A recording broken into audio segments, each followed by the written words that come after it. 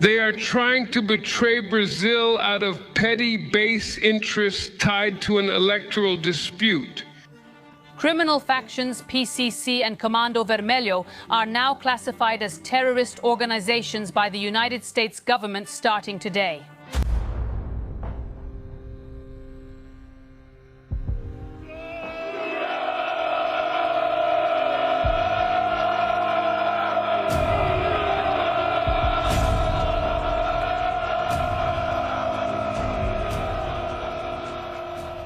In an almost desperate gesture, the current president of Brazil decided to leave early for the G7 meeting in France.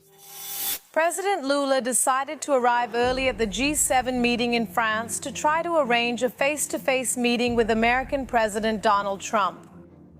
The logistical maneuver aims to seek a direct meeting with the President of the United States, Donald Trump, to persuade him to reconsider and disregard the official classification of Brazilian factions as narco-terrorist organizations.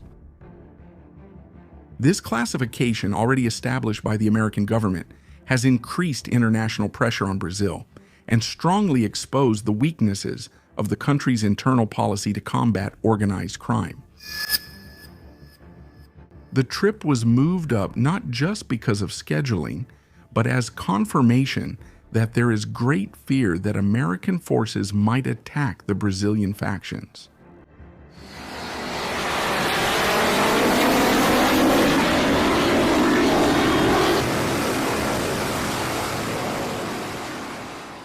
The advance of the Southern Command and the strength demonstrated by the Shield of the Americas seem to be a sign of what the United States is preparing against the PCC and the Red Command, who could be attacked directly at any moment.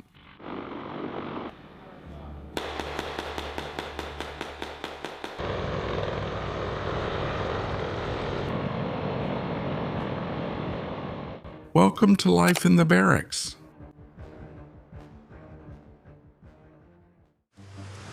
The anticipation of the trip was the confirmation that great Americans thank you. Brazilians. The G7 is a forum that brings together the world's largest economies to discuss global issues such as security, economy, environment, and geopolitics. In this scenario, the Brazilian president faces enormous difficulties in getting a spot on Donald Trump's agenda. The United States is in the midst of a war in Iran, while also having to deal with the complex situation of the war in Ukraine and internal NATO discussions about collective defense and funding. With so many strategic and military priorities underway, the Brazilian leaders attempt to seek a direct audience with Trump to discuss classifying the factions as narco-terrorists becomes almost unfeasible. Washington has already confirmed and formalized the matter within the State Department, led by Secretary Marco Rubio, whom the Brazilian president has been constantly challenging, even calling him a frustrated Latino. Given that Rubio's parents are Cuban,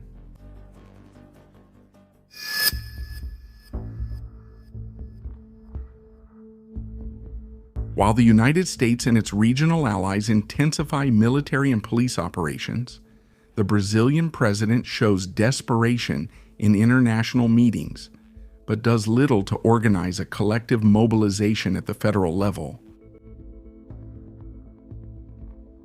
There is no robust plan involving the armed forces, state police, and intelligence agencies in a coordinated strategy against narco-terrorism. This situation leads to an international perception that there is no political will to mitigate the Brazilian factions. The CIA, with its expertise in clandestine operations and global monitoring, has produced detailed reports on the reach of the Brazilian factions. These documents point to a transnational structure with branches in neighboring countries and links to international cartels. For the United States, ignoring this evidence would compromise the credibility of its continental security policy, something that would hardly be accepted by Trump and his advisors. The FBI, in turn, has been tracking the financial networks that support Brazilian drug trafficking. With advanced technology and experience in money laundering investigations, the American agency has already identified connections that go through gas stations, fintechs, and shell companies. This action reinforces the view that the problem is not only criminal, but also economic, involving business structures and powerful politicians who support the factions.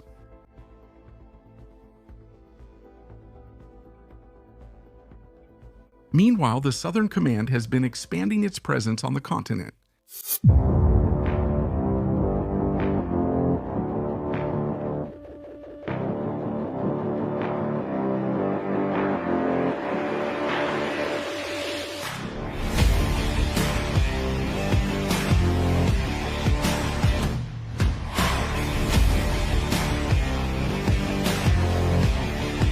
Recently, U.S. forces took part in joint operations with troops from Paraguay and Ecuador, targeting vessels linked to trafficking and dismantling the faction's logistical structures, including the arrest of Brazilian fugitives.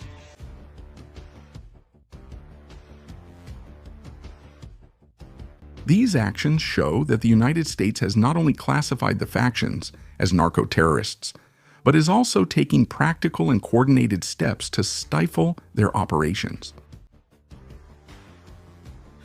This lack of practical action at the federal and collective level in Brazil generates both internal and external criticism and puts a heavy burden on state police forces, who end up fighting a losing battle.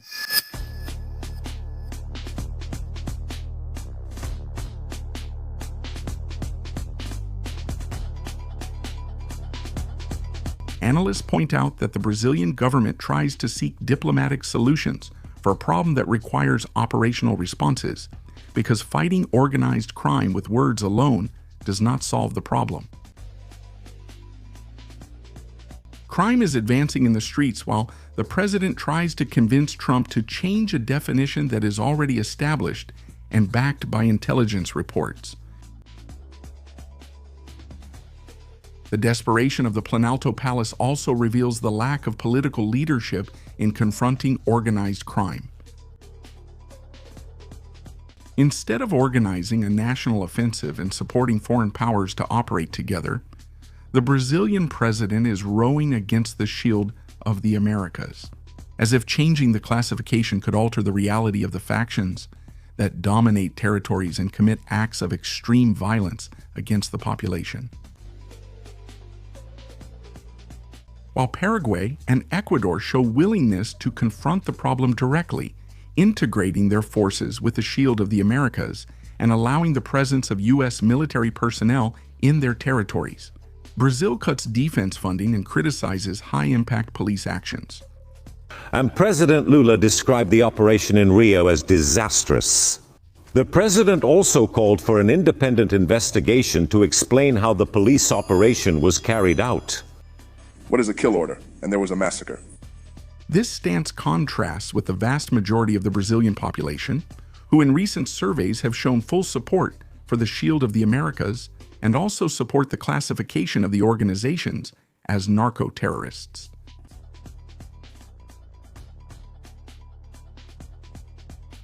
Brazil, which could play a more relevant and influential role in the world, is diminishing itself by not taking internal initiatives to confront an evil that goes beyond its borders. And it now affects not only the Americas, but also Europe.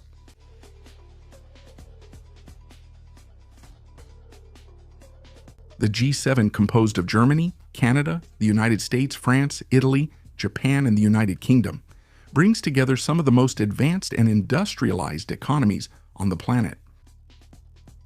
In this scenario, Brazil participates only as a guest, limited to observing and accepting what is decided.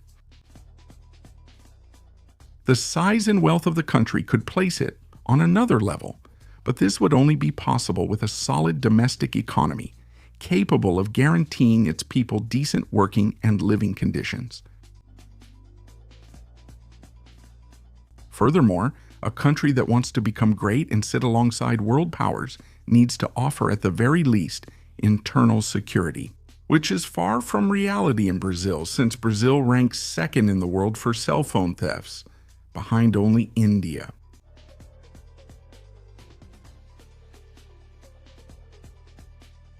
That's why the right attitude would be for Brazil to position itself as an ally in the fight against organized crime, offering help and cooperation to countries that are already engaged in this struggle. This stance would strengthen its international image and create opportunities for greater leadership in global forums.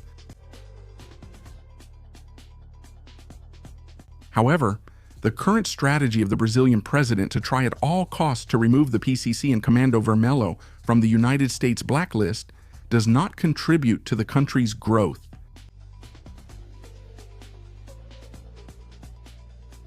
On the contrary, it sends signals of weakness and opens the door for external attacks to occur at any moment.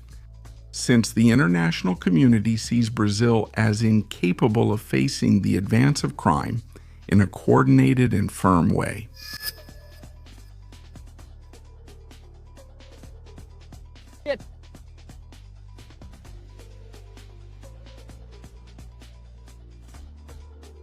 On Life in the Barracks, stay updated on everything in the military world. Leave your like, subscribe, and watch one of the videos that's appearing on your screen.